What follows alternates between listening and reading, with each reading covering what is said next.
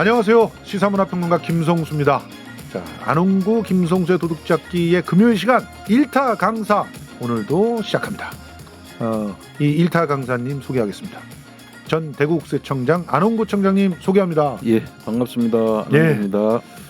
자, 우리가 지금 라임과 옵티머스라고 하는 거대한 덩어리를 갖다가 지금 이제 1시간 살펴봤습니다. 근데 벌써부터 이 라임과 옵티머스 말은 무성한데, 그리고 지난 시간에 딱 들어보니까 아 그래 사기를 치는 펀드라고 하는 게 이런 거구나 이건 알겠는데 그런데 금감원이 제정신을 제대로 차리고 금감원에서 이거를 감시하고 있었으면은 이런 문제가 벌어지지 않는다는 얘기. 사전에 예방이 네, 됐을 테고. 사전에 예방이 된다 얘기.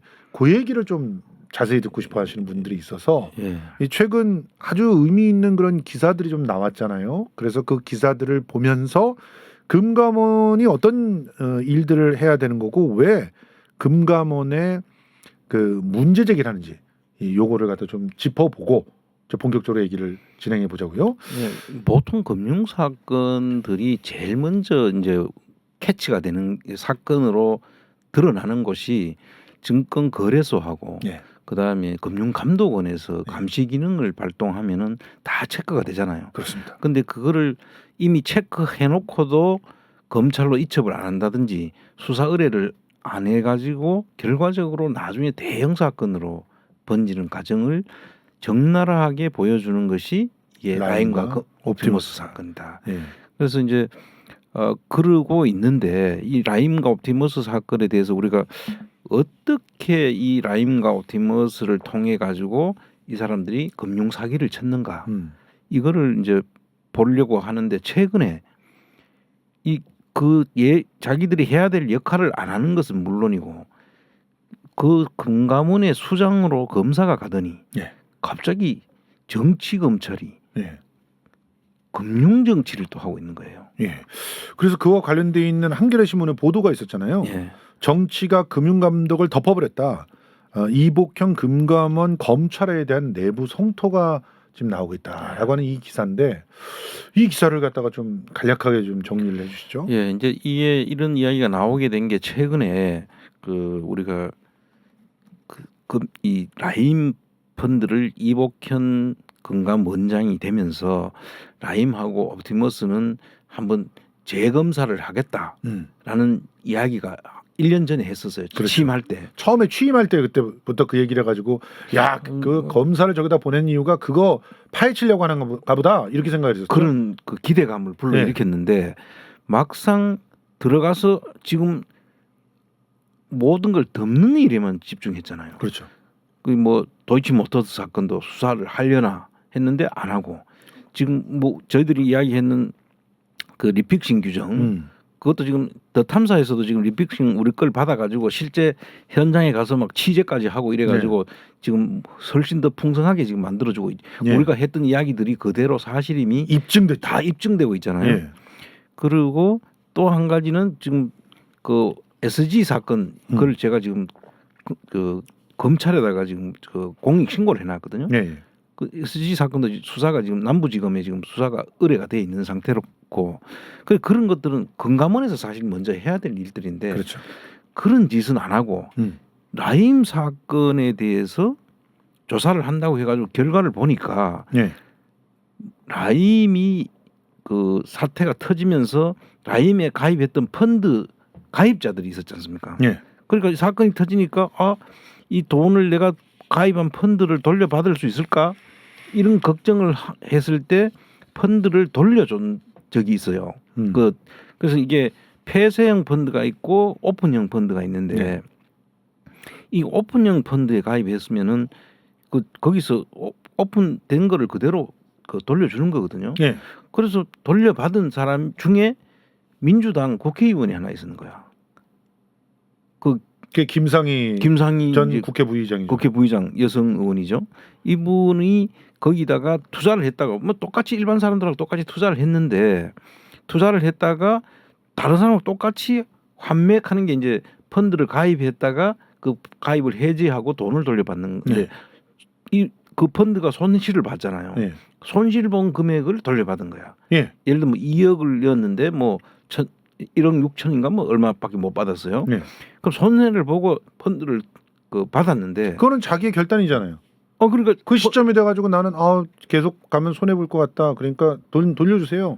하면 돌려받는 거잖아요. 그리고 혼자서만 돌려받은 게 아니라 예. 펀드에 가입했던 사람들이 원하면 다 돌려주는 그런 구조였어요. 예. 오픈 펀드는. 오픈 펀드는. 그래서 그걸로 해가지고 받아갔는데 이 금감원 이복현 원장이 이거는 특혜성 판매다. 이렇게 이제 보이도록 발표를 한 거예요. 보도 자료를 갖다 돌려가지고 발표를 했어요. 그러면서 심지어 이복현 원장이 다선 국회의원이다라고 하는 표현까지도 지시를 해가지고 집어넣었다 그러잖아요.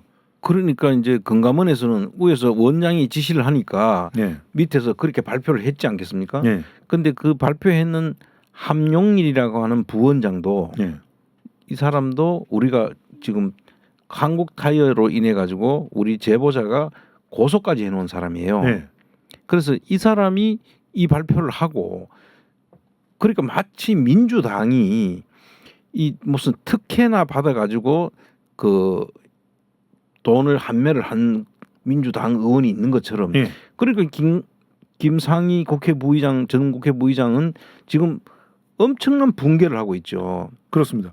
일단 요거보다 전에 그 기사의 중간에 보면은 블라인드 게시판에 올라온 글이 있어요. 요거를 보여주시면은 금감원 직원들이 이 사안을 어떻게 생각하는지를 한눈에 볼 수 있습니다. 예. 독립기구 맞냐 우리? 아니 보도자료에 국회의원을 왜 넣었어? 범죄 혐의도 없는데 여기가 금융감독기구인지 헷갈려. 그다음에 원장 정치 욕심에 애꿎은 직원들한테까지 불똥 튈까봐 무섭네요. 진짜 이게 뭔 일인지. 원까지 와서 시위하고 기자들도 몰려오고. 민주당은 또 금융감독원을 민주당 대응도구로 활용 중이신 실세 원장님 불쌍한 직원들 이용해서 세를 이렇게 뽐내셨으면 보상해 주시겠죠? 이러면서 이 직원들이 우리들 이렇게 괴롭혔으니까 보너스라도 줘야 되는 거 아닙니까? 농담으로. 그렇죠. 이런 식으로 비꼬고 있어요. 그러니까 이제 이게 이제 이복현이라는 자가 이제 금융원장으로 가면서 감독원장으로 가면서 생기는 일들인 거예요. 과거에는 금융감독원이 제 역할을 안 하고 그 자기 산하에 있는 기업들 금융기관들의 비리를 덮어주는 역할을 해가지고 그런 비난을 많이 받았는 건 사실인데 예. 이렇게 정치 쟁점화한 일은 없었거든요. 이거는 거의 편집국장의 솜씨예요. 그렇다고 알다시피 해야죠. 한동훈이 제일 잘하는 게 이런 거잖아요. 뭔가 좀 정치권을 흔들어 놓고 싶어. 내가 민주당을 좀 까고 싶네. 그러면 친한 기자 딱 불러서 야 너한테만 줄게. 너한테만 준다 그러면 단독이에요. 그렇죠? 그러니까 너한테만 줄게. 그러고 딱 주는 거예요. 그러면은 거기서 신나게 적어. 그러면 그 다음날 난리가 나. 그거 보고 또 나중에 술 한잔 사고. 잘 써줘서 고마워 하고 다음에 너만 또 줄게. 이런 짓들은 검찰은 했지만 금융감독원은 안 했거든요. 오히려 몸을 많이 살렸죠. 그렇죠. 이제 오해받을까봐. 금융감독원이 국회에 불려댕기고 이런 것들이 겁이 나니까 네. 숨어서 몰래는 했지만은 네. 이런 식으로 오히려 더 적극적으로 어떤 정파에 불리한 이런 내용들을 일부러 보도한 일은 이게 아마 처음일 거예요. 아니 그런데 이걸 가지고 문제 제기란 민주당을 오히려 악마화하는 제목 그거 보여주십시오. 검찰 수사 정치 탄압으로 규정한 민주 라임으로 금감원까지 전선 확대. 이것만 딱 보면 제목만 딱 보면 민주당 또 싸우는구나. 왜 맨날 싸움만 해. 금감원을 상대로 무슨 마치 그 시비나 거는 사람 압력 집어넣는 것처럼. 예. 근데 그게 전혀 아니에요. 금감원이 지금 굉장히 이상한 짓들 하고 있지 않습니까? 그러니까 거기에 대해서 야당으로서 감시를 해야 되겠구나 생각이 드는 겁니다. 그 근본적인 또 자료를 갖다 하나 보여드릴게요. 금감원이 직접 그 보도자료를 낸 게 또 하나 있어요. 예. 이 보도자료 여러분 이것도 또 웃기는 이야기야. 이 보도자료 보고 저도 충격받았고 아니 지난 시간에도 이 보도자료를 이제 간단하게 그 금감원이 이상한 짓을 한다. 요것만 이렇게 만들어 주셨는데 자 보도자료 보십시오. 자본시장 크게 좀 키워주십시오. 이게 금융감독원하고 경찰청이 같이 낸 거예요. 그렇죠. 같이 냈는데 자본시장 불법 행위 대응 협력 강화를 위한 금융감독원 국가수사본부 간 업무 협약 체결. 이거 그럴 수도 있다고 보겠는데 여기까지는. 근데 주요 내용을 보면 쇼킹합니다. 검찰감독원과 수사본부는 자본시장 불법 행위에 대한 강력한 대응을 위해 피해 예방 홍보, 정보 공유, 공동 단속, 역량 강화 지원, 기존 MOU의 충실한 이행 5가지의 업무 협약을 체결했다. 근데 이게 이제 저 좀 심각하다고 보는 이유가 이게 이제 금융감독원이 네. 이게 국가기구가 아니거든요. 이건 민간기구입니다. 여러분 다시 한번 말씀드리지만 예. 금융감독원은 옛날에 증권감독원, 보험감독원, 은행감독원 요 3개로 나눠져 있던 것을 하나로 이명박 묶어요. 시대 때 하나로 확 묶어버린 거예요. 예, 그래서 이게 각자 월급도 각자의 보험협회, 그러니까 증권협회 이런 데서 월급 주잖아요. 그렇습니다. 돈을 받는 게 국가 예산으로 받아야 공무원이죠. 예. 예산이 꼭 자기가 안 나오고 자기들이 감독하는 대상 기관에서 돈을 받거든요. 그리고 은행, 뭐 증권, 그다음 보험 이런 회사에서 돈을 받는 거예요 결국은. 그런데 그 사람들을 감독하라고 감독을 시켜놓고 이게 이제 소위 말하는 간치금융이라 해서 국가기관이 금융을 통제를 하게 되면 간치금융이라는 폐해 때문에 그걸 안 한다고 하면서 형식적으로 해놨는데 실제로 많은 지금 병폐를 일으키고 있는데 어쨌든 간에 민간기구예요 저게. 그렇죠. 그럼 민간기구가 하고 경찰청이 협약을 맺어. 네. 그런데 그냥 협약을 맺으면 국가기관이 우선이 돼야 되는데 그렇죠. 지금은 금감원이 국가수사본부를 통제하는 듯한 느낌을 갖는 거예요. 지금. 다시 한번 보도자료 보여주세요. 실제로 전 내용들을 보면은 그렇습니다. 그 중에서도 두드러지는 게 공동으로 네. 단속을 한다는 거예요. MOU를 체결했는데 자본시장 질서를 교란하고 국민 피해를 유발하는 불법행위 척결을 하는데 그때 피해 예방 홍보 같은 경우는 얼마든지 같이 할 수 있죠. 네. 저런 거 정도는 뭐 이전에도 해왔던 거예요. 근데 그렇죠. 정보를 공유합니다. 정보를 예전에는 공유하는 게 아니라 금감원에서 조사를 다 한 다음에 문제가 되는 이런 놈들이 있으니까 수사해 주세요. 예, 뭐 그 수사 의뢰를 하죠. 예. 보통 수사 의뢰를 하고 그다음 그 우리 금융감독원도 아마 그 전속 고발건 이런 게 있을 예. 거예요. 그래서 그쪽에서 할 수 있도록은 돼 있는데 근데 저 정보 공유는 그런 게 아니라 아 경찰 지금 뭐 수사하고 있는 게 있다고요? 줘보세요. 같이 봅시다 이래야 되는 거 아닙니까? 이게 뭐야 이게 경찰의 수사 기밀까지도 볼 수 있는 거 아니냐는 의혹을 살 수 있잖아요. 예, 그런데 이게 마치 지금 이렇거든요. 금융감독원이 민간기구의 감독원장은 민간기구의 수장 아니겠어요? 예. 그런데 마치 저렇게 되면 경찰 국가수사본부를 통제할 수 있는 왜 그게 왜 가능해지냐면은 이 사람이 전에 검찰이었거든요. 검찰이잖아요. 그것도 정치 검찰의 그 아주 핵심이잖아요. 특수부 출신이고 지금 그러고 이 정권의 핵심들의 사단에 지금 속해 있는 사람이잖아요. 그렇죠. 그 실세인데 온갖 그 이권 카르텔로 온갖 곳에다 똥을 싸질러 놓은 사람들, 박영수, 윤석열, 뭐 주진우 이런 사람들을 사실은 들어가서 수사를 해야 되는데 정보를 공유해 버리면 이 사람들 수사가 어떻게 진행되고 있는지를 다 볼 수 있는 거 아닙니까? 그렇죠. 그래서 저는 협약식 자체가 이거 국가수사본부를 사실은 검찰이 경찰을 통제한다는 느낌이 지금 그 수사권 독립 이야기가 나오고 난 다음부터 그거를 하는 거는 쉽지 않잖아요.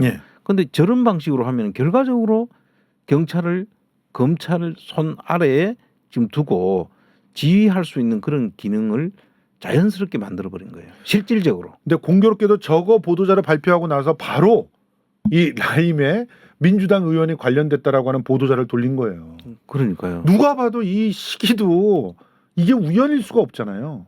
정치권에서는 이런 거는 절대로 우연히 일어나지 않습니다. 그러니까요. 그래서 지금 아까 그 안에 내부 반응이 이제 그렇게 나오는 그렇죠. 거예요. 이게 실제로 그 김상희 국회의원 같은 경우에는 자기가 특별히 특혜를 받아가지고 그 한매를 한 게 아니란 말이에요. 예. 한매를 뭐 다른 사람은 안 되는데 이 사람만 그 조건을 만들어 가지고 해주고 이런 거 같으면은 특혜 그 시비가 있지만은 이거는 그런 게 아니거든. 그러면 이 사람 입장에서는 얼마나 억울하겠어요. 그 민주당을 지금 치기 위해서 자기를 희생양으로 지금 이름을 거명하니까 이분이 그 금감원에 직접 가가지고 단독 그 시위도 하고 이렇게 하더라고요. 예. 그럼 민주당에서는 이럴 때는 이게 자기한테도 언젠가 이런 일이 생긴다고 생각하고 같이 일을 해야 되는데 맞아요. 민주당이 이제 그런 면에서 좀 되게 약한 거예요 오히려. 약한 게 아니라 그냥 개인한테 맡겨놓은 각자 도생이야 이게 완전히.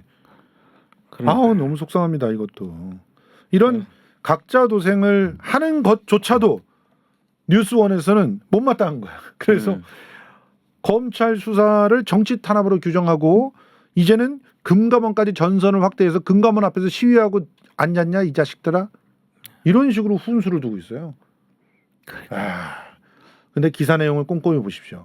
기사 내용을 보다 보면은 이거는 정말 억울한 게 있기 때문에 그 반대급부적으로 이런 1인 시위 같은 게 나올 수밖에 없었던 거고, 그리고 이런 그 조작질 그걸 금융감독원이 해서 내부에서는 불편한 시각도 있다라고 하는 게 전제가 되고 있거든요. 예, 이제 이런 거죠. 이제 라임이나 옵티머스의 사기 행각에 대해서는 사람들이 뭔지는 모르지만 이제 저희들이 이제 그 내용을 이제 사사시 지금 말씀드리면은 이해가 하시겠지만 라임 옵티머스 그 무슨 펀드 사기 뭐 이런 이야기가 있던데 예. 이렇게 알고 있는 상태에서 그 돈을 한매를 김상희 의원이 받아갔어? 그럼 사기 행각에 그 사람도 연루가 됐다는 말인가? 이렇게 연결되잖아요. 맞아요. 그러니까 이 사람 입장에서 보면은 엄청나게 억울한 일에 지금 휘말린 거야. 그렇죠.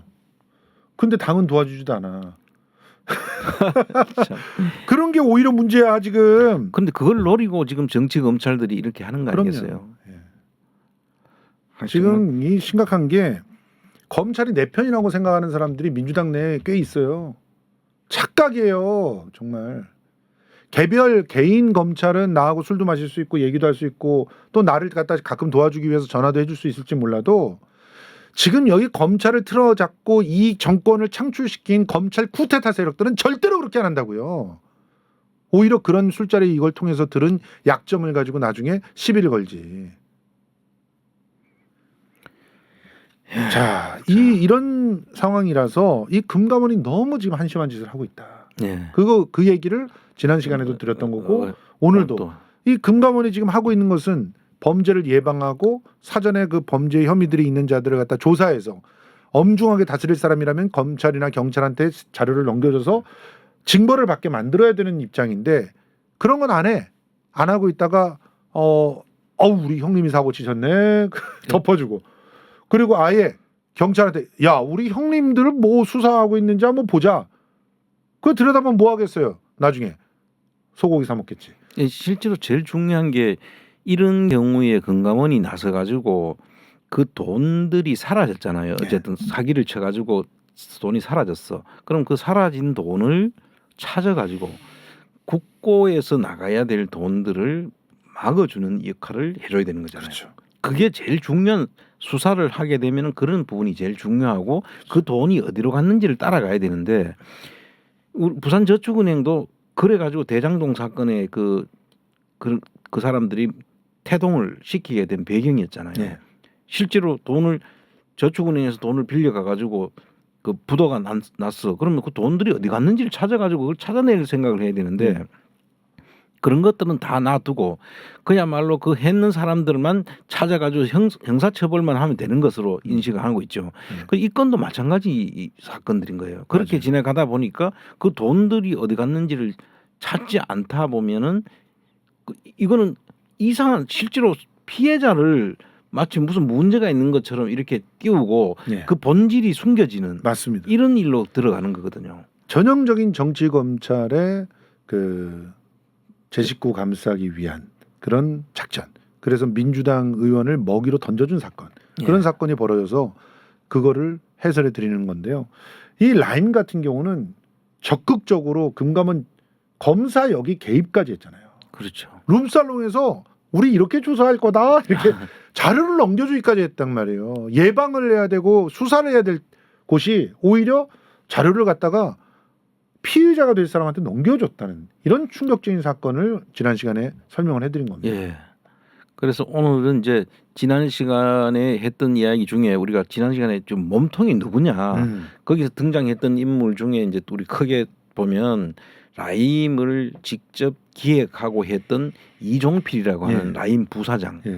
이제 그 사람이 이제 여러분 기억날 것이고 그 다음에 막 그 검사들 술자리에서 로비하고 그 스타 모빌리티라는 회사를 만들어 가지고 돈을 빼갔던 사람 김봉현이라는 김봉현. 한 사람. 그 다음에 그 동안에 도피를 해가지고 정말 알려지지 않았던 김영홍이라는 필리핀에 가서 카지노 인수를 해가지고 그러면서 심지어 돈 세탁도 하고 돈 있는. 세탁도 하고 있는 그 사람 이 세 사람이 이제 가장 큰 주축이죠. 주축이고 거기에 관련돼 있던 각 그 이 펀드를 판매했던 은행이 있을 거 아닙니까? 예. 그 증권 회사들 그런 회사들이 이제 문제가 된다 그런 이야기를 했는데 자, 그러면 아예 이번 요 타임에 라임 사태 주요 인물 관계들을 보시면서 한번 그렇죠. 한번 설명을 쭉 해주시면 예, 그 한눈에 알아볼 수 있지 않을까요? 그림이 몇 번이죠? 그 5-1번입니다. 5-1번을 한번 좀 야, 조금 키워주세요. 조금만.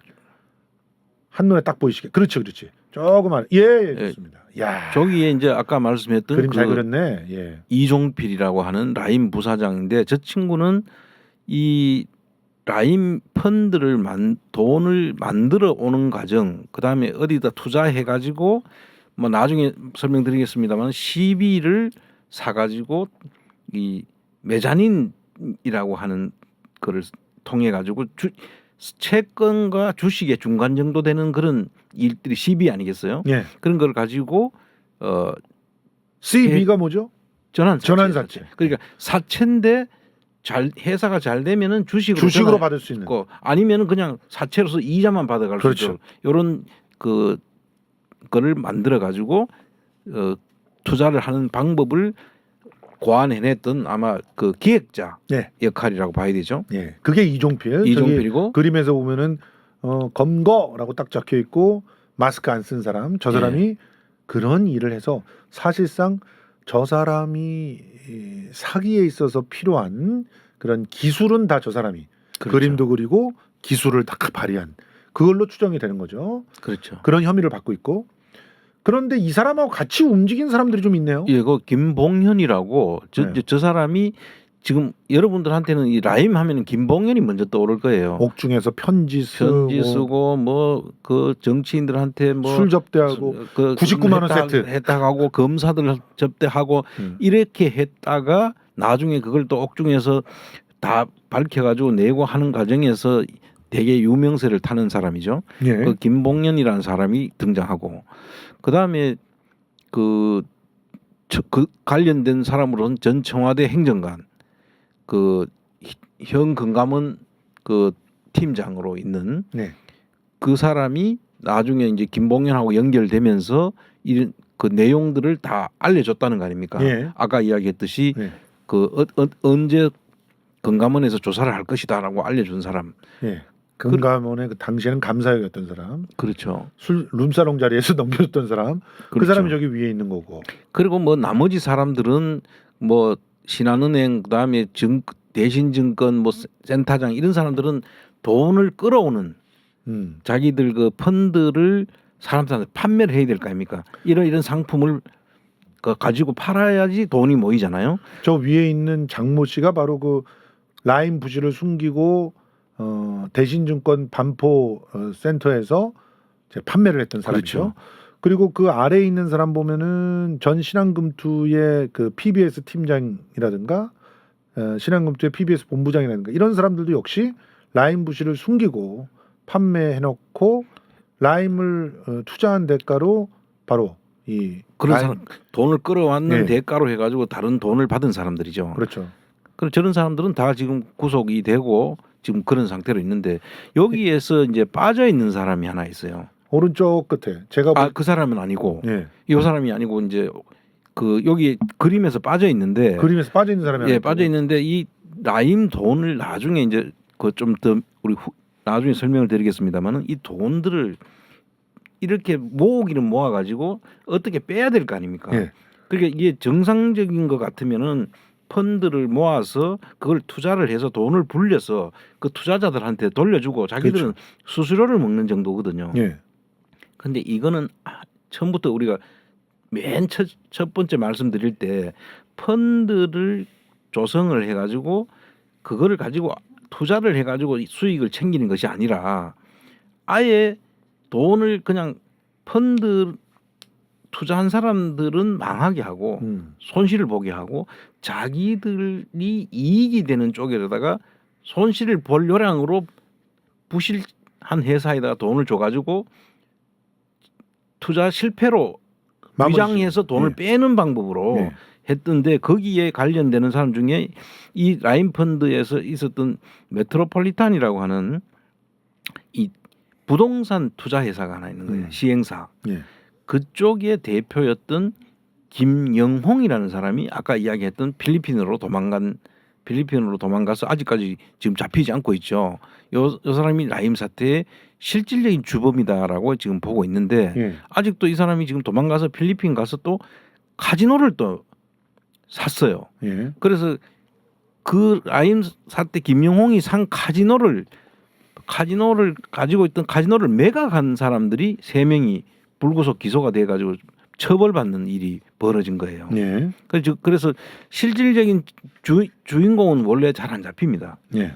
그 내용을 지금 라임 사태 주범 김영홍이 카지노를 매입을 한 거죠. 그래서 매입을 하고 자기 밑에 있는 사람 정모 씨를 시켜가지고 그 카지노를 운영을 하면서 지금도 그런 활동을 하고 있고 정모 씨만 구속이 돼 있죠. 그 밑에 측근들. 우리 카지노라는 영화에 보면은 그 드라마죠. 영화가 아니고 드라마죠.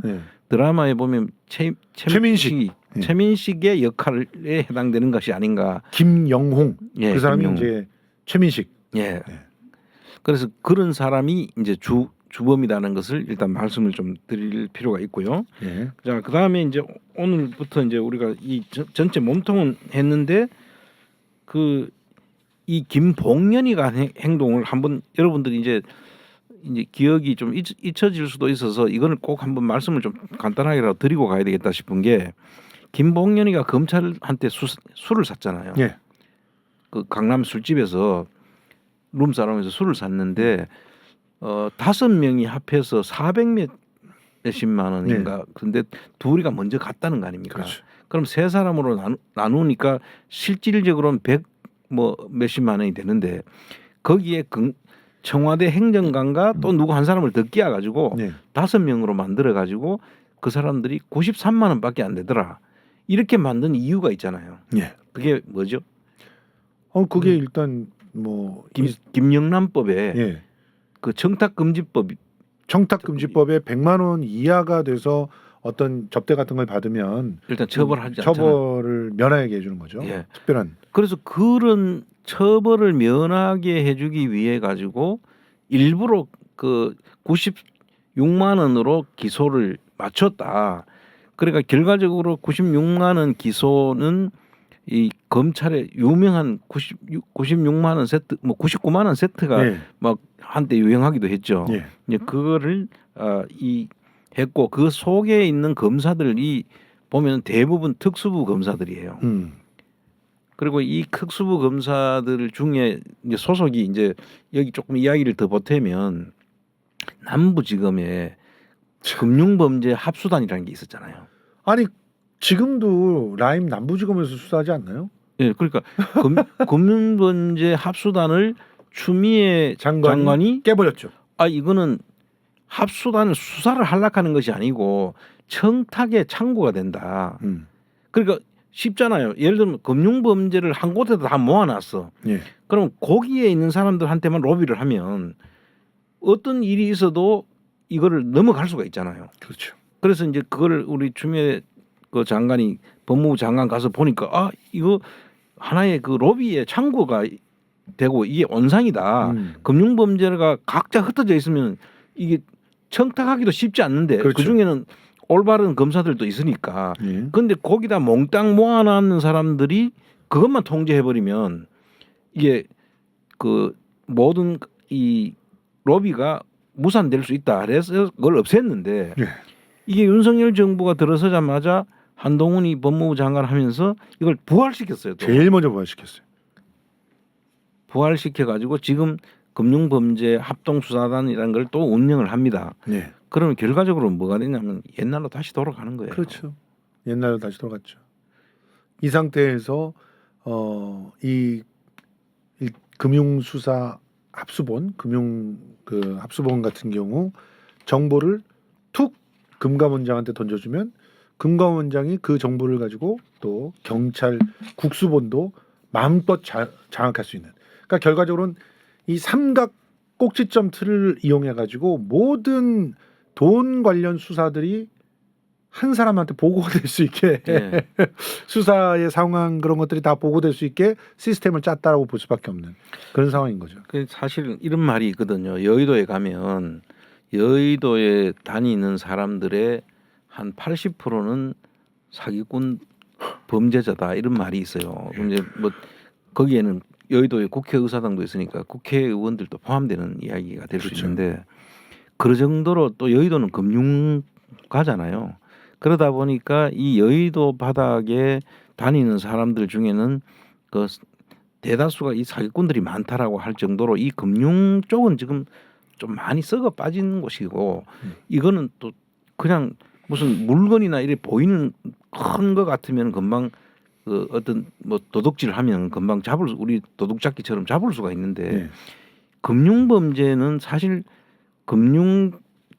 금융감독원이라든지 증권거래소라든지 이런 쪽에서 이걸 계속 워치를 안 하면은 쉽게 빠져나갈 수 있는 그런 구멍들이 있단 말이에요. 맞습니다. 그래서 그런 거를 한 군데다 모아놓고 자기들끼리 짬짬이만 되면 이게 다 그냥 지나갈 수 있는 그런 요인들이 있기 때문에 이거를 이제 우리가 분산시키고 한쪽으로 이게 집중되지 않도록 해야 된다는 취지였는데 그걸 다시 다 부활해가지고 결국은 그걸 다시 하겠다는 거 아닙니까? 그렇죠. 그런 상황이 지금 돼 있다. 답답합니다. 자, 얘기를 갖다가 조금 더 진전시켜가지고 이 라임 예. 그러면 도대체 어떤 방식으로 돈을 헤쳐 먹었느냐, 어떻게 그 돌려막기를 했느냐, 예. 그거를 먼저 짚어보고 그다음에 사례들을 한번 사례를 갖다 알아보시죠. 보시죠. 이 라임의 가장 그 사기 수법이라고 할까요? 라임은 그럼 뭐 어떻게 해가지고 이 돈을 해먹었냐? 예. 6-1. 사실 라임이 그 당시에 최고 돈을 얼마 정도 굴렸나 하면 한 6조 가까이. 예. 처음에 뭐 한 1조 전부터 시작해서 6조 가까이 올라갔어요. 그런데 이 사람들이 헤지 펀드라고 하는 라임이 어떻게 해가지고 그럼 펀드는 일단 펀드를 판매를 해야 될 거 아닙니까? 예. 판매를 할 때 각 그 상품으로 판매가 되거든요. 이런 펀드를 해서 수익률이 얼마가 납니다. 이렇게 하면은 이 펀드는 수익률을 많이 내주는 펀드고 돈은 안전하게 내가 돈을 불릴 수 있겠구나라고 하면은 사람들이 가입을 하잖아요. 그렇죠. 그런데 실적을 어느 정도 또 그 내줘야 다음 또 펀드가 더 들어오죠. 그렇죠. 그래서 이제 이런 그 펀드를 가지고 이제 했는데 어떻게 그러면 했는지를 보자면 그러니까 이런 걸 딱 얘기 들으면서 폰지 사기 딱 떠올리신다면 정답입니다. 그러니까 이 다단계들도 그렇고 이렇게 펀드 갖고 사기치는 애들도 그렇고 처음에는 돈을 잘 줘요. 푼돈이니까 목돈으로 딱 뭐 매덕 딱 가지고 있고 푼돈으로 몇백은 그냥 막 줍니다. 예. 그러다 어느 날 돈이 안 나오기 시작하면은 이미 다 해먹고 날른 게 되는 거죠. 비슷한 방법인데 근데 여기서는 다른 폰지 사기 같은 경우는 특히 그 뭡니까 다단계 같은 경우는 회비를 했잖아요. 회비. 그리고 물건 판매 대금 이런 걸 가지고 장난을 쳤다면 CB로 했단 말이에요. 예. 이 그 전환사채로 어떻게 이런 짓을 했는지 설명을 좀 해주시죠. 그 이제 전환사채라는 게 이제 사채라는 게 회사에다가 돈을 빌려주고 이자를 받는 그 상품이잖아요. 그렇죠. 그래서 그냥 보통 회사채를 파는데 회사채라는 게 판매가 사실 이 회사채의 그 신용도가 높아야지 판매가 쉽게 되는데, 네. 근데 회사채를 이거 그냥 주식이 회사가 상황이 좋아지지 않는 상태라고 하면은 내가 빌려준 돈을 뭔가 이자만 받아갈 수 있는 게 그 회사채인데 네. 이 회사가 정말 좋아져요. 그래서 경영 실적이 막 좋아지면은 주식으로도 바꿀 수 있는 권리가 있는 거야. 그 권리를 미리 준 거죠. 예. 그럼 이걸 통합형으로 해서 이제 내가 회사채로 계속 가지고 있으면은 이자와 원금만 받아오고 그러니까 예. 이 투자하는 사람 입장에서 볼 땐 조금 안전하죠. 꽃놀이패라고 볼 수 있는 게요. 주식이 좀 좋아 화랑이야. 예. 그러면 이거 전환사채를 이용해 가지고 주식으로 좀 바꿔놔. 그래서 가격이 쭉 올라가. 그다음에 어느 정도 올라갔을 때 요쯤에서 팔자. 딱 팔면 기대한 수익보다 예를 들어서 그 사채로 전환사채로 들어갈 때 보통 기준이 되는 금리가 연 10% 정도 되잖아요. 10%는 좀 큰 데죠. 좀 뭐 네. 많이 나온 데고 한 네. 7, 8%만 돼도 그러니까요. 7%에서 지금은 10% 이제 사이. 금리가 올라갔으니까 네. 좀 다르지만 옛날에는 뭐 그 정도 선이면 됐죠. 근데 보세요. 주식에서 돈이 오르기 시작했을 때 7%, 8%는 진짜 장난이지. 그 정도는 뭐 얼마든지 그 이상 먹을 수 있잖아요. 그렇죠. 이번에 에코프론가 해가지고 막 어떤 선수들이 열심히 돈을 갖다 올리고 있는 거 막- 하루에 17% 올랐어. 코스닥에서 하루에 17%. 그러니까 이런 것들을 갖고 있으면 진짜 이 펀드 이제 만들면서 얘네들이 잔머리를 굴리고 사람들을 갖다 잘 사기를 친 게 이거잖아요. 봐, 우리는 전환사채를 갖고 한다. 여차하면은 화랑일 때 주식으로 바꿔서 그래서 더 많은 수익을 남길 수 있다. 예. 근데 이제 그런 장점이 있는 거 아니겠습니까? 장점이죠. 근데 단점도 있죠. 예, 단점도 있고 그런데 이 회사가 만약에 망한다. 그러면 이제 돈 회사채로 그냥 가지고 있다가 내 원금 다오 하는데 회사가 돈이 없어. 그럼 그 돈을 못 주게 되면 회사가 망하는데 무슨 빌린 돈을 다 못 받게 되죠. 예. 물론 주식도 받아가도 주식 값이 떨어져 버리니까 손해가 볼 수 있고 그런 그 문제는 항상 가지고 있는 거지만. 그러니까 그것도 여러분들이 아셔야 되는 게 그러니까 이게 이 라임이라고 하는 펀드가 엄청나게 위험했던 것을 우리 청자님께서 딱 말씀해 주신 거예요. 만약에 지금 화랑이다. 그래가지고 이제 주식으로 다 바꿨어요. 그래갖고 이제 털고 나와가지고 수익을 실현해가지고 가면 좋은데 주식으로 딱 바꿨는데 갑자기 폭락을 해. 그럴 때 못 빼. 그러면 손해를 보고. 완전히 손해를 네. 보죠. 그리고 아예 회사채로 있을 때 얘네들이 주식이 별로 재미가 없어. 그냥 회사처럼만 갖고 이자만 받아야지. 그런데 파산을 했어. 네. 그러면 돈을 떼어 먹히는 거예요. 실제로 만약에 그 채무 조정을 받는다 그래도 원금이 손실이 되는 거고. 예, 그건 뭐 아예 파산해 버리면 영원. 받을 수가 없죠. 회사가 없어지는데. 개인한테 구상권 청구해도 대표가 자기도 개인 파산해 버리고 그러면 영원. 예, 그래서 이제 이 투자 그 라임이라는 데가 투자 운용사잖아요. 네. 이 투자 운용사가 이런 투자를 할 때 이게 이제 자기가 어떤 회사의 채권이나 주식을 보유하는 비율이 정해져 있거든요. 네. 그 대주주가 된다든지 이런 것 때문에 여기서 이제 개념이 하나 조금 복잡한 게 더 들어가는데 네. 자기들이 그냥 투자했다가 돈을 벌리면 되는데 그 내가 얼마를 가지고 있다는 것을 대주주가 되면은 다 신고해야 되냐. 밝혀야죠. 5% 이상 룰에 의해 가지고 다 밝혀야 되잖아요. 그러니까 그거를 피하기 위해 가지고 여기 기술이 하나 더 들어가요. 기술이 뭐냐면은 그 TRS라는 기술이 들어가는데 이 TRS 하면 이제 복잡한데 이 내용을 그냥 간단하게 설명하자면 계산은 내 계산으로 하고 사는 거는 다른 증권사에서 사게 하고 그 모든 책임은 내가 지 이익과 책임은 내가 지는데 다만 증권사는 그거를 대신 거래를 해준 대신에 수수료를 받는 요게 이제 TRS 계약이라는 게 있어요. 총수익 수합이라고 하는 TRS라는 방법이 있는데 그거는 TRS라는 방식은 이 사람들이 이제 그걸 통해 가지고 자기들이 노출돼야 되는 것을 막고 손해를 봤을 때도 이거를 통해 가지고 지금 조정을 합니다. 왜냐하면 어떤 펀드를 팔았을 때 펀드 수익률이 많이 나더라. 그래야 다음 또 펀드가 또 모여지잖아요. 당연하죠. 근데 그 펀드가 만약에 손실을 많이 봤어.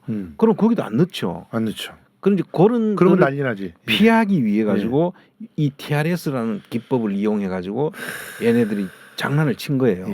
근데 그 중에 그 라임이 상당히 그런 짓을 많이 했고, 근데 그것만이 아니고 이때 그 아까 이야기했던 김봉현의 스타 모빌리티 여기에다가 이제 자기들 관련 회사죠. 그러니까 실제 이 사기의 주범이라고 할 수 있는 자들이 자기가 관련되는 회사에다가 돈을 대출을 해주는 거예요. 아이고. 근데 그 대출을 해줬는데 가보니까 가서 그 회사가 실질은 괜찮은데 망한 것처럼 꾸며 그리고 돈은 빠져나가고 아이고. 그런 방식으로 해서 돈이 사라져 버리는 거죠. 그러니까 참 사람들한테는 속여가면서 우리는 이렇게 전환사채 가지고 꽃놀이패처럼 이렇게 수익을 낼 수 있다라고 얘기해놓고 실제로는 가가지고 돈 빼돌리고 있는 거예요 뒤에서. 상당히 참 복잡합니다. 자, 이게. 야, 너희 부실한 회사 찾아와. 딱 이래놓고 부실한 회사 좋아 여기. 근데 좋은 호재가 있는 거 이런 거. 예를 들어서 예전에 이제 기획시대라고 하는 영화사가 있었단 말이에요. 화려한 휴가 이후에 대박이란 줄 알았지만 실제로는 너무 지분을 갖다 많이 뺏겨갖고 실제 망했어. 그래서 대표는 개인 파산을 했네. 근데 이런 걸 이런 걸. 그냥 제가 알기로는 사지도 않고 그냥 주웠다고 들었는데 딱 주순 다음에 야 요런 데를 우리가 인수해가지고 이제 엔터테인먼트업계 진출한다 어쩐다 이러면은 야 이거 펀드가 또 이런 데까지 다각화시켜가지고 앞으로 우리한테 돈을 많이 주겠구나 그러면서 팔려요. 이런 짓거리도 얼마든지 할 수 있는 거예요. 그래놓고서는 실제로는 여기다 들어간 돈은 뒷구녕으로 자기가 따로 챙기는 거지. 지금 이제 그 사례들은 그 다음에 이제 따로 이야기하고 전반적인 이 라임 펀드가 어떤 방식으로 돈을 뺐느냐, 그 빼가지고 나가는 수법을 지금 설명을 하는 거거든요. 요 그림 한번 지금 이 6-1 그림을 한번 보세요. 다시 한번 이 그림을 한번 보여주실래요? 거기 중간에 보면은 저 조금 키워주세요. CB 파킹 거래 흐름도라고 돼 있잖아요. 지금 급성장하는 라임 자산 운용이라고 하는 그 위에 뭐 붉은 색깔로 둥글게 해놓은 그 부분을 잠깐 보시고 넘어갈까요? 야 진짜 급성장이네. 그러니까 처음은 200억 정도밖에 없었는데 이게 그냥 2015년에서 2017년으로 갈 때 이미 1조 5천억 가까이 됐어요. 그렇죠. 그리고 사고가 나는 19년 말쯤 되면은 벌써 5조 6조 가까운 돈이 모입니다. 그러니까 저기에 개미들의 돈이 얼마나 많이 들어갔겠냐고요. 애초에 200억대 집어넣은 사람은 돈 나중에 충실히 챙겨갖고 나왔겠네. 그 넣었던 사람들은 어쨌든 빠져나왔죠. 그러니까 이야기 그러면서 이제 저거를 계속 사실은 손해가 나도 자기들이 만들어 놓은 가공의 회사 또는 자기들 그걸 커버할 수 대신 사주는 회사가 있는 거죠. 그렇죠. 그래서 손해가 안 나도록 겉으로는 보이게 하고 실제로 그 펀드에 여기 투자한 펀드 돈이 들어간 그 회사가 돈을 다 무는 거예요. 그러니까 어떤 펀드는 손실이 전혀 안 나니까 이거는 계속 펀드가 들어오도록 유인을 하는 게 하나 있고 그거를 대신 실제로 손해를 받는 데는 또 그걸 대신 막아주는 펀드가 또 따로 있는 거예요. 그게 그 밑에 거래를 보시면 나옵니다. 흐름도 보십시오. 라임 운영의 코스닥 CB 파킹 거래 흐름도라고 하는데 제일 위에 보면 라임 자산 운용이 있고 그다음에 증권사가 있잖아요. 그 두 개 다가 아까 거기는 TRS 계약이라는 걸 맺었다 그랬잖아요. 펀드 신용 공여라고 써 있네요. 신용 공여라는 게 말이 다 어려워요. 실제 신용 어렵게 생각하지 마시고 라임의 책임 하에 증권사가 대신 거래를 해준다고 생각하면 되는 거예요. 그러니까 실제로 겉으로는 증권사가 거래하는 걸로 보이죠. 그럼 주식도 증권사가 갖고 있는 걸로 보이고 전환사채도 증권사가 직접 갖고 있는 것처럼 보이는데 실질적으로는 그렇게 회사 돈으로 하고 나중에 계산을 자기들이 하는 거예요 따로. 요거는 이제 그 계산하는 이거를 정리하는 사람이 누구다? 이종필이에요. 이종필. 머리 좋아. 그러니까 이제 라임 자산 운용도 펀드 자금으로 CB를 사기도 하고요. 그 다음에 그 증권 회사에서는 그 코스닥에 있는 CB를 대신 인수를 합니다. 펀드 자금으로도 인수를 하고 여기서 대신 인수한다는 것은 라임 자산 운용을 대신해서 인수한다는 거예요. 그리고 나중에 이익이 생기면 거기에 수수료를 떼주는 거죠. 증권 회사는. 그리고 손실 가능성이 높은 CB와 수익 가능성이 높은 CB가 있을 거 아닙니까? 그렇죠. 이쪽도 마찬가지고 그랬을 때 사실 수익이 생기면은 그거는 그대로 좋은 거고 손실이 생기면은 그 그거를 부동산 펀드 같은 데서 그거를 대신 떨어져 인수를 해주는 거예요. 그러니까 그 펀드 자체가 손실이 안 생긴 것처럼 해야 다음 또 펀드가 성장을 하니까. 근데 이게 이제 나중에 시한폭탄이 되잖아요. 그렇죠. 부실해진 펀드를 갖다가 자꾸 다른 회사가 사줘. 그렇죠. 그 그러면 회사는 계속 그 짝살이 회사는 나는 더 거죠. 더 부실해지고 애초에 부실한 회사인데 더 부실해져. 이런 상황이 벌어지잖아요. 그럼요. 아, 그래서 그 파킹 거래라는 걸 잠깐 지금 설명해 놓은 걸 그림으로 잘 설명해 놓고 있어서 다시 한번 좀 보여드릴게요. 조금 더 키워서 이 파킹 거래라고 해서 그러니까 아까 그 채권의 실제 소유자 운용사가 아까 라임이잖아요. 예. 그다음에 그 소유 사실을 숨기고 예. 다른 금융회사 증권사죠. 아까 예. 증권사가 그 일정 기간이 지나 가지고는 그 거래 내용을 결제하는 그래서 수수료까지 포함해서 결제를 해주겠죠. 근데 일단 파킹해 놓는 거죠. 그렇죠. 주차시켜놔. 그러니까 주차장이죠. 어. 주차장이에요, 주차장. 다른 금융회사는. 그래서 그렇죠. 나중에 돈 내면은 차 빼주고. 그렇죠. 야, 진짜.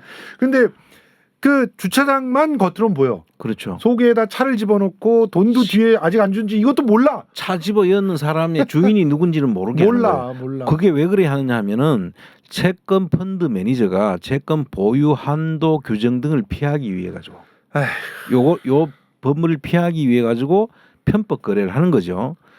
그 만약에 보유기간 평가 손실이 나면 펀드 매니저는 해당 증권사에서 다른 거래에서 발생한 이익으로 보전을 해주는 거예요. 아까 손실이 났어.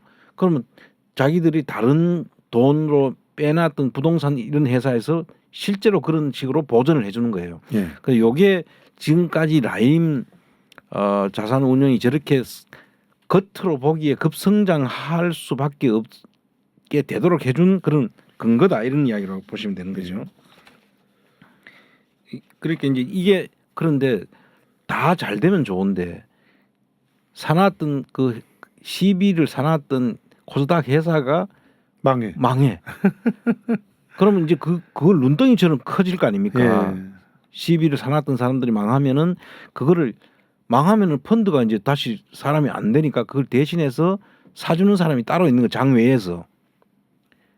그러니까 겉으로 보기엔 장외에서 그걸 사주니까 이 사람들 손해를 안 증권사는 손해를 안 보잖아요. 예. 파킹만 해놨는데 자동차가 거기서 그 막 사고가 났어. 예. 그러면 자동차를 그냥 깨끗한 차로 갖다 놔줘야지. 그 파킹 몇 개 놨던 데는 개한 걸로 보이니까 그럼 당연하죠. 돈을 갖다 줄 거 아닙니까? 예. 이제 그런 개념으로 해서 이걸 돈을 돌렸는데 여기에 이제 등장하는 인물 중에 조금 그 다음 장을 한번 보시면 이 조금 이제 6-2입니다. 6-2. 막저 깊이 들어가면은 이제 여러분들이 좀 더 저거 할 수 있는데 여기서 조금 그 6-1을 가지고 한번 설명을 다시 좀 더 하죠. 아까 그 그림 뒷장을 한번 보여주세요. 저기 그 부동산 시행사인 메트로폴리탄이라고 돼 있지 않습니까? 예. 이게 아까 누구라 그랬습니까? 메트로폴리탄이 그 바로 김용홍 영홍 주범이라고 보이는 예. 이런 사람들이 부실이 발생한 250억 규모 시비를 할인율을 적용해서 매입했다. 부실이 됐는데 왜 매입을 해줄까요? 이 주범이기 때문에 자기들이 계산하는 펀드가 실질적으로는 개미들한테 받은 거지만 자기 돈처럼 생각하는 거예요. 그리고 또 메트로폴리탄 CND 등은 한 달 뒤인 또 플러스 바이오팜 CB 115원에서도 매입했다. 이것도 부실한 거죠. 아이고 참 진짜. 이런 식으로 해줬다는 것을 보여주는데 그래서 그 메트로폴리탄의 그 대표인 김영홍이 이 문제가 있다는 거고 그 다음 장을 한번 보실까요? 노랑. 예, 여기 또 등장하는 것 중에 주가가 급락해도 그 앞에 장을 요거보다 조금 앞에. 조금 앞에. 여기 보면 라임 운영 펀드와 총 수익 스와프 계약을 맺고 펀드 규모 30% 가량을 신용 공여를 해준다. 아까 그 신용 공여라는 게 TRS라 그랬죠. 예. 그만큼 증권사가 자기 자금으로 라임 운영 지시를 받고 받아서. CB 대신에 사주는 것이다. 이렇게 해서 이제 이거를 사주는데 그 다음에 그 한계 시비 거래는 이 밖에도 적지 않다 하면서 한류 타임스의 상장 폐지 사유가 발생하기 한 달 전인 지난 5월에는 50억 원 규모의 시비를 한류 AI에게 넘기기도 했다. 이렇게 돼 있지 않습니까? 왜 여기서 한류 타임즈를 좀 주목해서 좀 보시라고 하는 거는 다음에 이 사례를 보게 되면 이 사례에 한류 타임즈가 등장을 해요. 호호. 공범이네 거의. 이거는 그러니까 여기 이 기사와 한류 타임즈에 대한 이야기는 다음 그 SBS에 오늘 아마 시간적으로 우리가 설명드리기 어려울 것 같고 SBS에서 그 이 내용을 이야기를 하고 있어요. 끝까지 판다. 끝까지 판다해서 그 내용을 사례로 설명드릴 수가 있다는 이야기죠. 그리고 그 커지는 코스닥 운영 의혹 그 밑으로 이제 했는데 심지어는 이게 보시면은 증권사에서 아까 그 TRS 규모로 해가지고 대신 사준다 그랬잖아요. 그 대신 사주는 규모가 7천억이라는 거예요. 7천억. 그게 한 30%가 7천억이면은 엄청나죠. 전체는 얼마가 되는 거예요?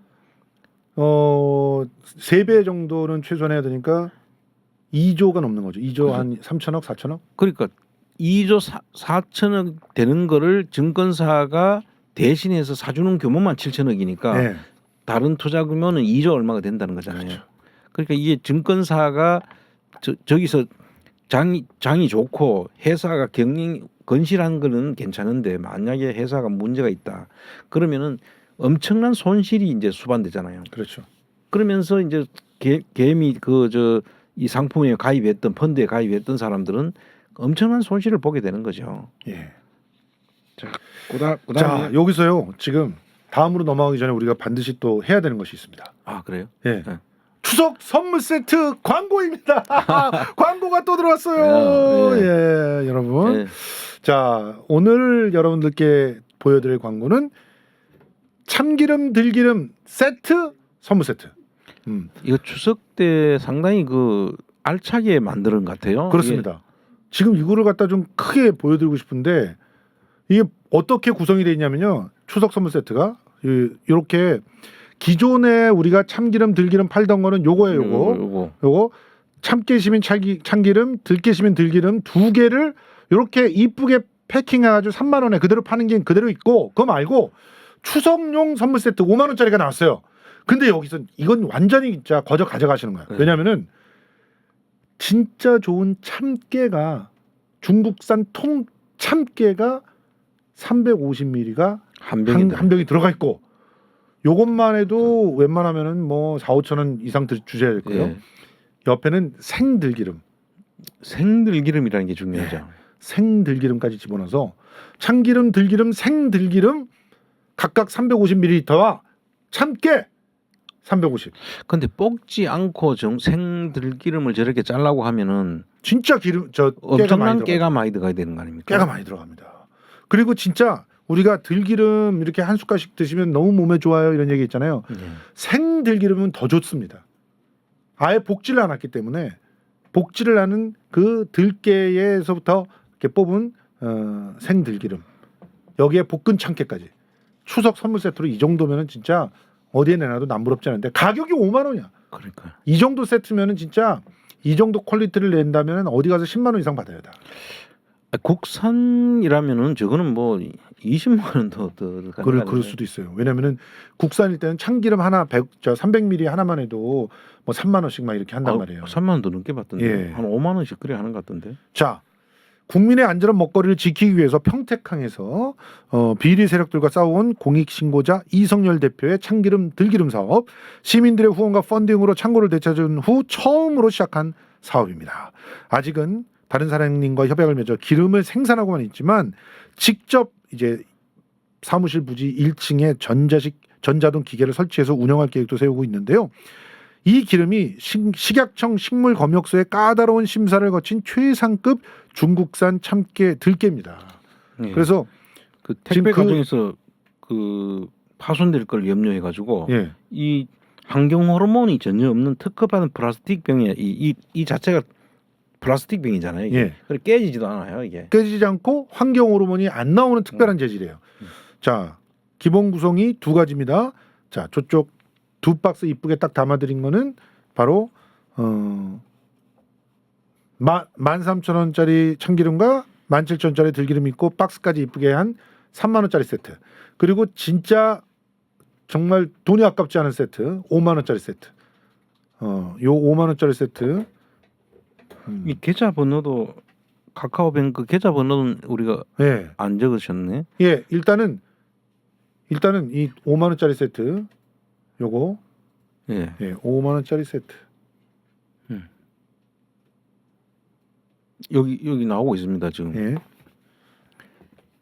그럼 이 5만 원짜리 세트는 그 생들기름, 볶은참깨, 참기름, 들기름 이렇게 해가지고 4개가 이쁘게 포장돼 가지고 5만 원에 나갑니다. 근데 이게 추석 때 이거 막 밀리면 그날 다 짤 수 있나? 아유, 그러니까 미리미리 주문해 주세요. 미리미리 먼저 선점해 가세요. 들기름 보세요, 색깔. 아우, 너무 투명하지 않습니까? 저 이 들기름 하루에 한 숟갈씩 아침에 먹고 예. 있습니다. 오늘 아니, 아침에 저도 지금 먹고 있습니다. 자, 이거 참기름.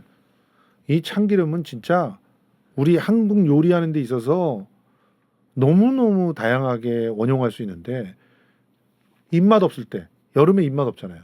그럴 때 밥 딱 이제 그 좀 침이 넘어가는 거죠. 밥을 갖다 조금 이렇게 설명만 들어도. 그 차가운 밥이라도 이렇게 보시기에다 딱 넣어가지고 이것저것 집에 있는 거 반찬들 다 집어넣어.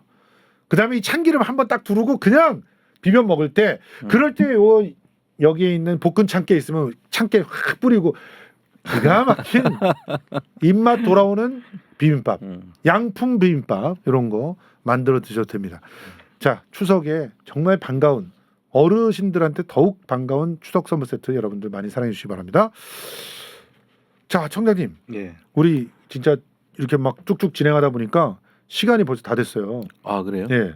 그래서 오늘 그럼 마무리를 하고 예, 다음 사례는 사례를 다음 시간에 해야 돼요. 해야 될 것 같습니다. 아 이거 생각보다 시작만 하면 우리가 시간이 계속 언제 가는지 모르게 가버리네요. 아니 이제 오늘은 사실은 이것 때문이에요. 아니 괜히 지금 그 이상하게 뉴스가 뭐 금감원을 왜 공격하냐 이런 뉴스가 나오고 그리고 실제로 이복현이 잘못이죠. 왜 그럼. 그런 이상한 보도자를 갖다 까가지고 그걸 우리가 설명을 하게끔 만듭니까? 그 자료만 보고 있으면은 사실은 금감원이 도대체 뭐가 잘못했다는 거야. 이런 식의 의문을 품고 있을 분들이 많아서 오늘 그거 설명하려고 시간이 좀 걸렸던 것 같습니다. 네. 자, 이 다음 시간에는 이 라임이 어떤 식으로 결국 돈을 헤쳐먹고 돈을 빼돌리고 그래서 얼마나 많은 사람들이 피해를 받는지를 좀 더 구체적으로 이제 소개를 해드리고 예, 다음 시간에 이제 일단 수법, 네. 이 수법들이 결국은 지금 말씀하신 대로 결과적으로 돈을 빼돌리기 위해서 이루어졌다는 것이 이제 드러나는 거거든요. 확인이 되는 이 거죠. 전체 큰 흐름은 메자닌이라고 하는 그 주식과 그 채권의 중간 형태인 시비 같은 것들을 사가지고 그 시비를 그 하는데 이익이 나면은 다행인데 손실을 볼 경우에는 그 펀드 수익이 안 좋아지잖아요. 예. 그러다 보면 결과적으로 수익이 안 좋아지면은 그거를 보고 펀드가 지금 더 들어오질 않아요. 상품이 그러니까. 판매가 안 되니까 상품 판매를 위해서는 그 부실된 것을 대신 사주는 그 자기 돈으로 사주진 않을 거 아닙니까? 예. 다른 펀드에서 펀드를 구성해 가지고 그거를 사 가지고 손실을 입히고 이쪽은 이익이 남는 쪽을 부각을 시키면 그쪽으로 펀드가 들어올 거 돈이 들어올 거 아닙니까? 근데 진짜 이거는 이 중에 하나만 제대로 터지면은 다 갚을 수 있어라는 아주 정말 위험천만한 생각. 이 생각이 다 갚을 생각을 안 가지고 안 가졌다. 이거 이미 빼려고 지금 만든 거예요 구조가. 그래서 그러면 이게, 진짜 이건 악독한 거예요. 이게 사기죠. 그러니까 이건 투자를 진짜 악독한 거예요. 투자를 했다가 실패를 해서 잘못될 수는 있잖아요. 예. 그러면 그 투자자들도 그거는 모든 게 다 잘 된다는 보장은 없는 거죠. 그런데 그걸 아니고 아예 빼먹을 결심을 하고 시작을 하면 그거는 처음부터 사기가 되는 거죠. 이거는. 근데 그거는 진짜 금감원에서요. 두 눈만 똑바로 뜨고 있으면은 정말 쉽게 발견할 수 있거든요. 그렇죠. 왜냐면은 어마어마한 뭉칫돈이 움직여 다닌단 말이에요. 그럼요. 그거 다 실시간으로 그 금감원에 모니터가 됩니다. 근데 이걸 몰랐다고요? 이런 정도 돈이 이렇게 움직이게 되면 딱 일단 모니터링 시키는 사람 딱 붙여놓고 유의 관찰을 해야 돼요. 그래놓고 뭔가 이거 냄새 난다 싶으면 전격 조사를 들어가야 되는 거 아닙니까? 예. 그러니까 이제 어떤 회사에 이제 아까 그 TRS처럼 숨어 가지고 있으니까 이게 실제로 누가 이걸 가지고 있는지는 모를 수는 있지만 금감원은 다 안다고요. 금감은 알아요. 금감원은 신고를 해야 되기 때문에 다 예. 안단 말이죠. 근데 그걸 가지고 이 내용을 조사를 해 들어가기 시작하면 충분히 그 미리 사전에 예방이 가능한 거죠. 그러니까 금감원이 한패다. 오히려 금감원이 몸통이다 이런 얘기를 하는 겁니다. 그래서 자기들이 문제가 있고 실제로 그런 이 사건의 주범이라고 해도 과언이 아닌 금감원이 거꾸로 피해자를 갖다가 지금 문제를 삼고 있어서 이게 정말 아이러니한 거예요. 그렇습니다. 그럼 민주당에서 김상희 의원 같은 경우는 피해자죠, 피해자. 피해자잖아요. 예. 손실도 보고 그거로 인해 가지고 지금 손실도 보고 환매를 하면서 한 수천만 원 손해를 보고 빠져나왔는데 그것도 뭐 특혜를 보고 빠져나온 것도 아니고 그냥 빠져나왔는데 그것도 억울해 죽겠는데 그거를 문제가 커지기 전에 돈을 뺐다더라. 야, 이거 진짜 간악하지 않습니까? 그러니까 진짜 정치질을 이따위로 하는 작자가 금감원장이니 좀 한탄스럽습니다. 그리고 그 뺀 사람 중에는요 국민의힘이 더 많대요. 그러니까 왜 국민의힘 의원들이 얘기 안 하냐? 아주 쓰레기 같은 인간. 사실은 이거는 국민의힘이든 뭐 민주당이든 관계없이 이 돈을 투자했다가 실패를 볼 수도 있고 뭐 그걸 보는 거라면 그게 어느 당이라고 해서 이야기할 게 아닌 거죠. 그럼요. 그냥 손해를 본 사람은 손해를 본 사람이고 이 억울하게 그 당한 사람인데 예를 들어서 이 사람들이 다른 사람들 거는 환매를 안 해주고 이 사람들 거만 몰래 해줬다. 그러면 문제가 돼요. 그렇죠. 그게 아니라면 이건 문제 될 일이 없는 거야. 그렇습니다. 근데 지금 여기서 지금 이야기하는 라임하고 옵티머스가 지금 앞으로 이제 옵티머스는 다루겠습니다만은 또 하나가 디스커버리라는 게 있어요. 예. 이거는 미국에 부동산 투자를 한다고 돈을 이건 기업은행이 중심이 돼 가지고 또 펀드를 만들어 준 건데 이 얘기 들었어요. 기사도 봤고. 예. 이것도 뭐 어마어마한. 그래서 이거는 정말 부동산 투자를 한다고 돈을 펀딩을 해가지고 그럼 사람들이 부동산을 투자해가지고 돈을 생기면 그것은 내가 이익을 챙기겠다 하고 돈을 넣어준 거 아니겠습니까? 그런데 예를 들어서 그걸 누가 들어가느냐에 따라 가지고 사람들이 미국에 부동산 투자하는데 쉽게 누가 들어갈 수 없잖아요. 예. 그럼 이게 누가 운영하는 거라는 걸 보게 될 거 아닙니까? 근데 기업은행 믿을만하죠. 기업은행도 들어왔어. 예. 그럼 믿을만하잖아요. 거기다가 지난 정권에 그 있던 정책 실장했던 예. 사람의 동생이 하는 펀드다. 그래서 사고를 낸 거예요. 아니 그러니까 이것도 비슷한 맥락 아닌가 한번 여쭤볼 게 있어요. 그 어떤 그 언론사 그 신생 언론사 대표가 갑자기 미국으로 가요. 예. 미국으로 가가지고 시민 포털을 만들겠다고 처음에는 후원금을 달라 그러다가 돈이 시원찮으니까 기금이라고 했다가 돈이 시원찮으니까 펀드라고 하니까 돈이 막 밀려 들어오는데 그런데 그렇게 돈을 밀려 들어올 때까지 계획서 한 장 제대로 안 써 있었어요. 그 상태로 돈을 18만 불을 모았습니다. 그거는 그 유사수신 행위로 해가지고 예. 돈을 이제 자격이나 그 인가를 받지 않은 자가 예. 돈을 모금을 하잖아요. 예. 그럼 이거 유사수신 행위로 해가지고 예. 그건 처벌 대상이에요. 그게 미국에서 정천수 씨가 했던 일입니다. 열린공감 TV에. 거기서 그냥 교민들 상대로 예. 했다는 거예요? 그렇게 18만 불을 모으니까 강진구 기자, 박대영 기자가 뜨거라 가지고 박대영 기자 가가지고 실사를 하고 그리고 현지에서 이사회를 딱 열어가지고 그래서 그 이사회에서 그만해라. 아니야 나는 그럼 열린공감 나올래. 여러분들한테 다 주식 나눠주고 난 그만둘 거예요. 나 이거 할 거예요. 그러면은 빨리 내보내야죠. 안 그러면 회사에 영향을 미치는데. 아니 그래서 내보낸 건데 도대체 왜 이제 와서 다시 달라 그러는지 제가 심야 시사를 통해서 폭로한 내용이 그 이사회 녹취록으로 다 그렇게 들어가 있으니까 그런 방송도 한번 봐주시길 바라면서 진짜 우리 안홍구 청장님이 한 방에 그냥 딱 날려야 될 시간이 조금 이따가 오면 오지 않을까 그런 생각이 들어서 한번 그것도 보여드리도록 하겠습니다. 네. 이게 똑같은 거예요, 사실. 여러분 뭔가 투자를 제대로 이렇게 하시려면 어떤 사람이 누구를 팔아서 하는지도 중요하지만 실제로는 그 투자 프로그램을 제대로 봐야 됩니다. 그럼요. 수익 구조도 봐야 되고 계획서도 봐야 되고 그 상품이라는 게 그럴 수 있다고 해서 믿게 해서 파는 거잖아요. 네. 그 상품을 사라고 내가 손해 보려고 생각하고 들어가는 사람이 없죠. 돈은 다 불리려고 들어가는 거지. 놀라운 거는 이 열린 공간 건도요. 5월 3일 날부터 돈을 걷기 시작하는데 6월 3일에 가서요. 6월 3일에 가서 수익 구조가 없다는 것을 확인을 해요. 그래서 멈출 수밖에 없었던 겁니다. 근데 펀드라고 하면은 수익 구조가 나와야 되고요. 그럼요.